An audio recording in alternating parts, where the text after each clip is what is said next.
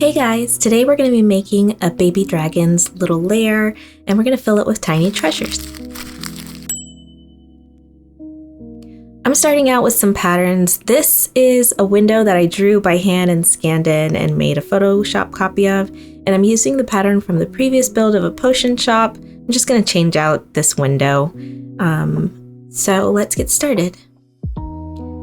First, I'm going to cut out some transfer paper, and I'm using this to trace the outline of the window onto some flattened polymer clay.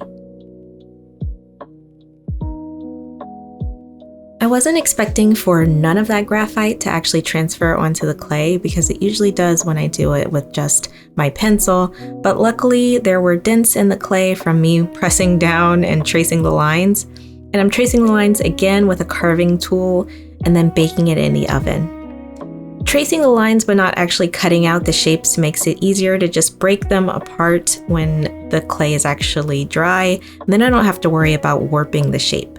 Wait, did you guys just see that? So now I'm going to carefully remove all of the little pieces that are cut out, and for the smaller holes that I didn't think I could manage with my X-Acto knife, I'm going in with my Dremel.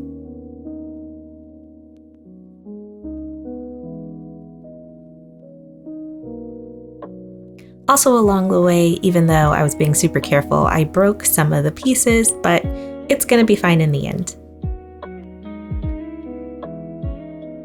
Now that the window is all set, I'm going to cut out the back and the floor. I'm not going to use all the sides from the original pattern that I made for the other room box I did. I'm just going to use those two pattern pieces, and I'm going to use the leftover cardboard from cutting out the other room. I've rolled out some more polymer clay, and now I'm going to draw the outline of the shape of this room because I'm going to be making the walls and the floor out of clay this time instead of out of foam like we did in the last build.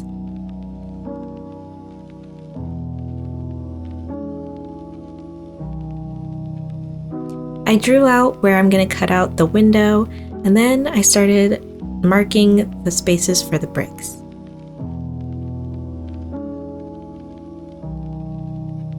I'm using my trusty gift rock here to make it more stone-like and to add texture to all of the little bricks that we just carved in.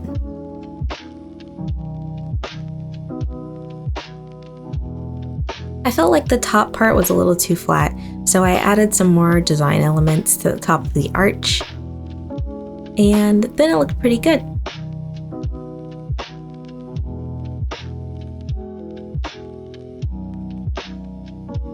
I'm going to glue this together using some super glue.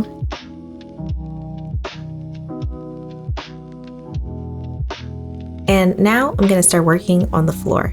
I basically used exactly the same techniques for the floor, but I made the bricks slightly bigger so that they would contrast with the wall. So here is our room so far. I'm going over it and painting it. Even though it's already gray, I felt like it needed to look a little more like stone to me. So I'm painting over the gray with more gray. I'm using a lighter, more warm colored gray for the floor. And then in contrast to that, I darkened up the gray for the walls a little bit and added more of a blue tone.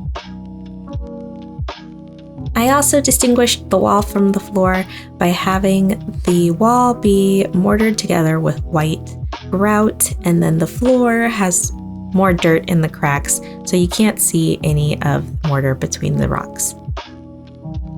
I'm using a random piece of plastic that I have and drawing on some lines for the pane, and then I used a piece of cardstock to just glue that down because I didn't know if the stone was actually going to be flat against it, which it wasn't. And then I'm using some UV resin to go in and tint some of the panes and make them look like glass. Now it's time to get started on making the armature for our tiny baby dragon. I have to remember to be careful with the wire because I literally stabbed myself on a different project, and I always forget that the ends are very, very sharp. But I made this armature. The skeleton is basically based off of a bunch of pictures of lizards that I looked at online. I wanted to make him more lizard looking since he's just a little guy, and he's not a full-fledged dragon yet, so he's in his like awkward lizardy stage. First, I made a base for him out of tinfoil over the wire, and then I did polymer clay over that and baked it. And that was all just really a base for using some green stuff. I made these little texture rollers out of some more polymer clay, and that's what I'm using to add on his scales so that I don't have to spend too much time on it, but also because it looks better than if I tried to like, I don't even know how I would do these little scales if I didn't use this technique. But the reason I wanted to go over his entire body in green stuff is because it holds on to the details of things like these texture rollers a lot better than the polymer clay does.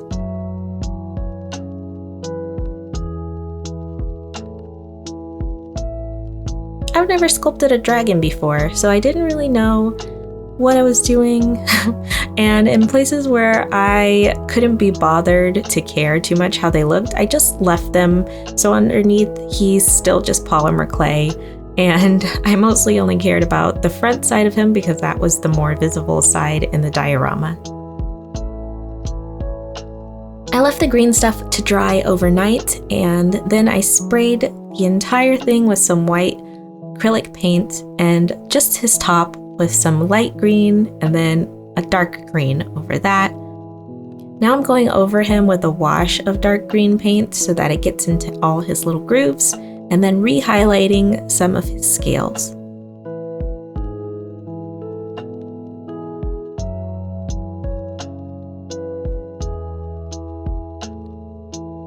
And there's our baby dragon.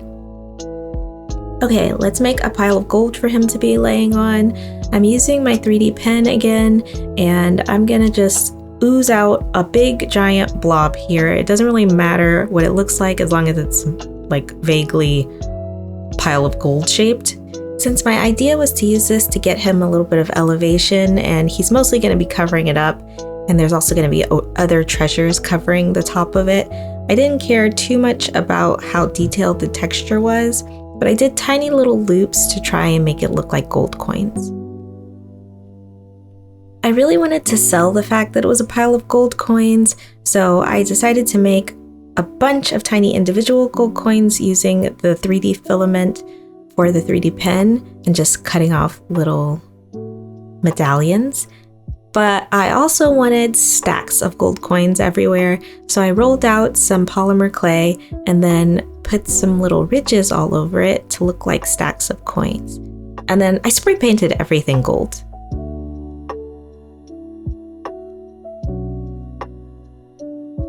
The other thing our little dragon has in their hoard are books, tons and tons of books. So I'm making more books.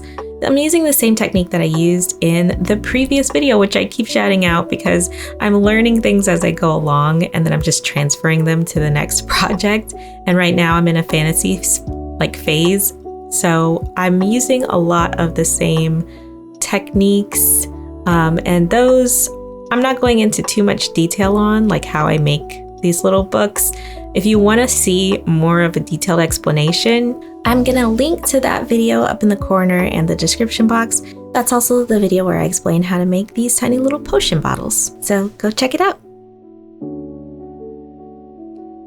Okay, now it's time to put all of the treasures into the room. I'm using super glue and I'm just figuring out where I want everything to go and sticking it in place.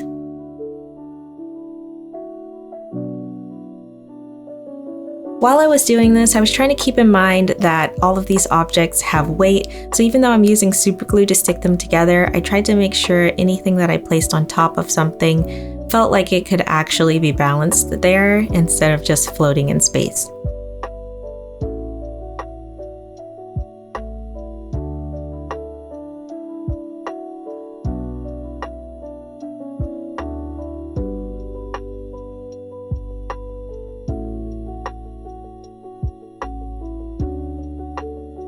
I felt like there was an empty space on the wall where there needed to be something, so I decided to make some tiny vines crawling up the wall. I'm using a paper punch and cutting out little tracing paper. I painted some of it green beforehand and some of it I left clear because I decided I was going to probably be painting it on the wall anyway.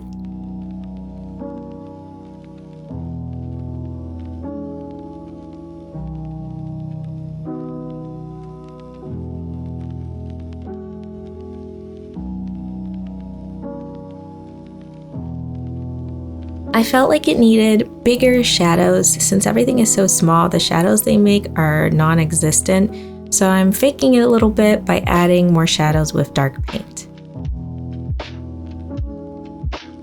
I didn't feel like the little shadows that I painted were enough, so I went in with my airbrush and darkened up the areas, mostly underneath the dragon's body and around the corners and places where I thought the shadows should be. And that was the final step. Thank you to Inez E, KNZ, Grouchy Old Man, Fatal Gift, Pat M, Suki T, Lizzie B, Ryan R, Cheryl R, Julia S, Fred C, Isaac W, Lori R, Cheryl F, Gabriel K, and Awkward Burb. Do me a massive favor and hit the subscribe button if you liked the video, and I'll see you guys in a week or so with the next one. Bye!